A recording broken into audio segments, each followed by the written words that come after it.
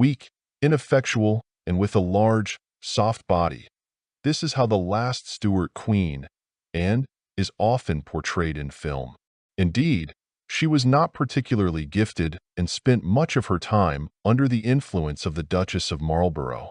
Yet, few know that this woman endured no fewer than 17 tragedies, all while finding the courage to wake up each morning and carry on with her life. She was born on the 6th of February, 1665, in London, as the niece of the reigning King Charles II. The jovial monarch led a notoriously extravagant life, so when the plague struck in 1666 and a large part of the English capital was consumed by fire, rumors began to circulate that it was divine retribution for the king's sins. Charles was a unique ruler. He fathered at least one child with nearly every one of his many mistresses, yet his lawful wife, a Portuguese princess from the House of Braganza, was unable to conceive. It was becoming increasingly clear that the country was facing a succession crisis. Anne's father was next in line for the throne, but there was a problem. He was a Catholic. For over a century, England had been governed by Anglican principles. Due to his faith, James Stuart was not particularly beloved by the public. However, there was no one else. In the absence of viable alternatives, James was proclaimed king after Charles II's death. James ruled for just 3 years before he was deposed in what is known in England as the Glorious Revolution. But who would inherit the crown? Fortunately, James had 2 daughters, and the laws of the kingdom allowed women to reign. Thus, Anne's elder sister, Mary II Stuart, ascended to the throne, and did not complain about being in the background. The only difficulty arose from her circle of friends. The Queen and her husband were deeply unhappy with the princess's closest companion, Lady Sarah Churchill. Smart, sharp-tongued, extraordinarily attractive, and energetic, Sarah had met Anne Stuart long before her sister's coronation. The princess made her friend a lady-in-waiting and showered her with gifts, so generously that Anne found her own finances in disarray. When the Queen learned of this and demanded that Lady Churchill be dismissed, and stood firmly by her side, a scandal erupted, but the princess managed to hold her ground. After all, Sarah was not just a friend. She was almost like a sister, sometimes tough, but always understanding.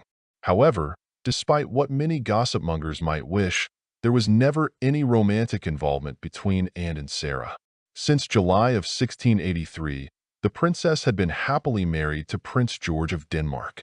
In a rarity for royal families, this arranged marriage turned out to be strong, faithful, and very enjoyable for both parties, and became pregnant almost immediately. In 1684, she gave birth to a stillborn child.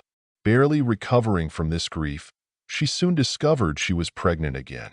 One after another, the princess gave birth to 2 daughters, both of whom tragically died in infancy from smallpox. These family tragedies were accompanied by political turmoil.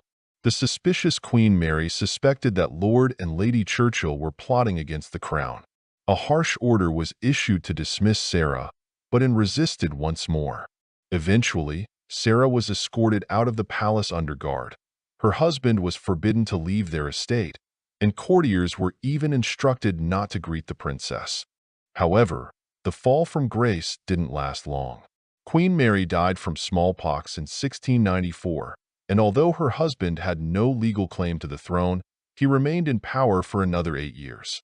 Attitudes toward and changed dramatically. There were no other heirs to the crown besides this headstrong princess, and she had to be taken seriously, and secured her father's support, assuring her that if she were fortunate enough to gain the crown, James would not contest her right to it. The problem was that after Anne, there was no one to inherit the throne. The princess had been pregnant 17 times, and none of her children lived long. All hope rested on little William, the Duke of Gloucester, the only son who survived infancy. This young prince was doted on, treated like royalty, and prayed for. A portrait from 1700 depicts him as a charming boy with large eyes and a proud profile. Alas, William died at the age of 11, leaving and devastated by the loss, and became queen in 1702, after the death of the Duke of Gloucester. the heavy crown pressed down on her forehead. The mantle was unbearably hot, and the solemnity of the moment was overshadowed by the fact that this tired and ill woman had no children. Under Anne's reign, the kingdom entered the War of the Spanish Succession, and during her time, Parliament became firmly divided into two parties. Queen Anne was a consistent and strong advocate for a united state that would bring Scotland and England together. Who would dare call her ineffectual after that? As for the Churchills, who became the Dukes of Marlborough, their appetites grew insatiable, and continued to lavish gifts on her friend and her husband, sometimes feeling compelled to agree with their political decisions. It was the Marlboroughs who orchestrated the dismissal of Minister Harley, a move that the Queen herself did not support.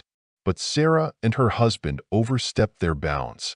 Thus, when a less ambitious and more agreeable Abigail Hill entered the Queen's circle, and Stuart began to favor her, Sarah realized that the Queen was slipping from her influence, which irritated the Duchess. She would try to win and back with gifts of jewelry, only to sharply reprimand her for her attachment to the new lady-in-waiting. It is unclear what exactly became the turning point. According to one legend, the Duchess blackmailed the Queen with tender letters they had exchanged during their time apart. Another version claims that Sarah publicly shouted at Anne, "Be quiet." A third story suggests that the Duchess was infuriated by how deeply the Queen mourned her husband's death in 1708, demanding that a portrait of George be removed from her chambers. Regardless of the reason, Sarah was expelled this time by Anne's own decree. The Queen's health began to deteriorate rapidly in 1713. She died on the 1st of August, 1714, from a complex of ailments, despite being only 49 years old. No more Stuarts would rule the kingdom. The direct line had come to an end. Subscribe to my channel, like, and leave comments.